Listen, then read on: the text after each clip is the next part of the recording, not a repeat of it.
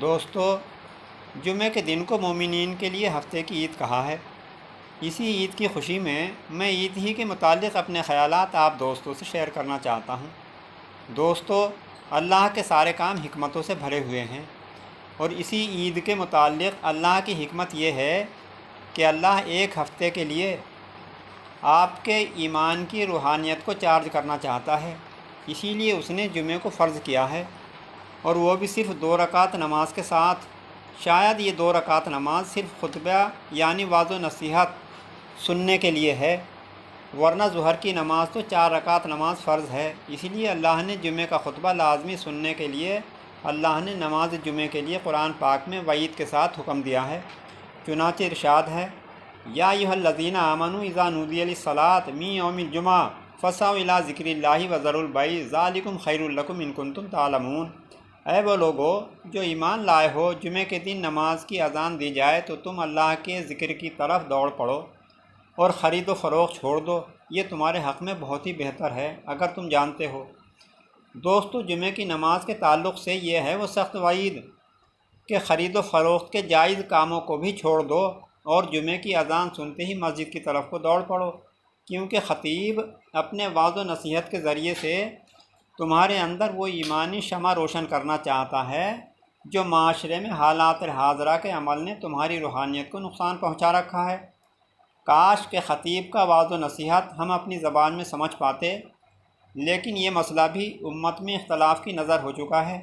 خیر، میں اختلاف میں تو جانا نہیں چاہتا، لیکن دوستو، خطیب جب خطبہ شروع کرتا ہے تو ہماری سمجھ میں صرف اتنا آتا ہے کہ افتتاحیہ یا خطیب اللہ کی حمد و ثنا بیان کرتا ہے، مخصوص صحابہ کرام رضی اللہ تعالی عنہم کے نام سمجھ میں آتے ہیں، اہل بیت اطہار علیہ السلام کے نام سمجھ میں آتے ہیں، اور پھر آخر کے الفاظ جس پر خطبہ ختم ہو جاتا ہے، یہ آخر کے الفاظ سنتے سنتے ہمارے ذہن پر اس انداز سے نقش ہو گئے ہیں کہ خطیب کی زبان پر آتے ہی ہم نماز کے لیے کھڑے ہونے کی تیاری کرنے لگتے ہیں۔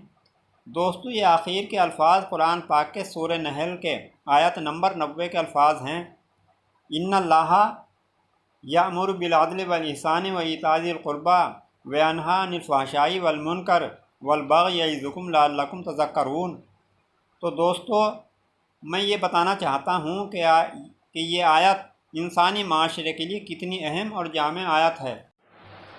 ملاحظہ فرمائیے، ان اللہ یامر بالعدل، یعنی اللہ تعالیٰ تمہیں عدل انصاف کرنے کا حکم دے رہا ہے، یعنی اپنا ہو یا بیگانہ، دشمن ہو یا عزیز، سب کے ساتھ تمہیں عدل انصاف کا معاملہ کرنے کا حکم دیتا ہے۔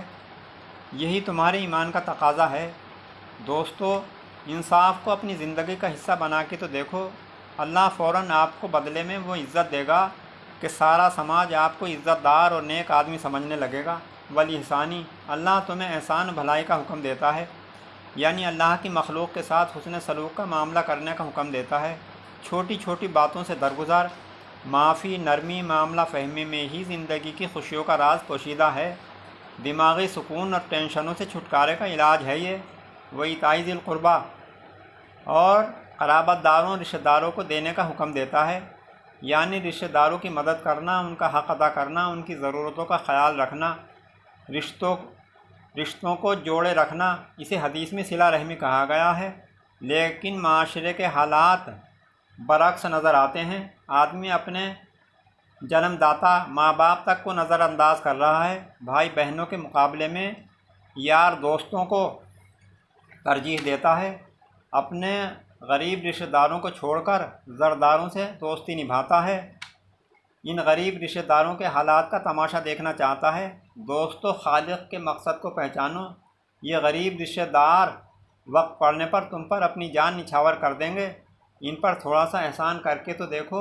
اللہ کا یہی مقصد ہے کہ رشتہ داروں کو جوڑو اور توڑنے کی کوشش مت کرو۔ وینہی عن الفحشاء والمنکر والبغی، اور بے حیائی کے کاموں سے، ناشائستہ حرکتوں اور ظلم زیادتی سے روکتا ہے، یعنی یہ کام اگر تم کرتے رہو تو تمہارے لیے ہی اللہ قرآن پاک میں دوسری جگہ ارشاد فرماتا ہے کہ اخرجت للناس، یعنی تم ہی بہترین امت ہو۔ یعظکم لعلکم تذکرون، یعنی وہ خود تمہیں نصیحت کر رہا ہے کہ تم نصیحت حاصل کرو۔ یہ ہے جمعے کے تعلق سے اللہ کی حکمت، جس کی وجہ سے اللہ نے جمعے کے دن کو مسلمانوں کی عید کہا ہے۔ دوستو، یہ تھا خطبہ کے آخری الفاظ کا مطلب۔ شاید کچھ لوگ تو اس کے مطلب کو ضرور جانتے ہوں گے، جو ہر جمعے کو ہمارے کانوں میں گونجتے ہیں۔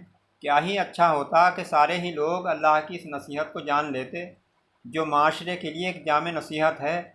دوستو، یہ تھے آپ کے خادم دوست کے خیالات۔ امید ہے آپ میرے خیالات پر کمنٹ کے ذریعے سے ضرور تبصرہ کریں گے۔ فی امان اللہ، خدا حافظ، السلام علیکم۔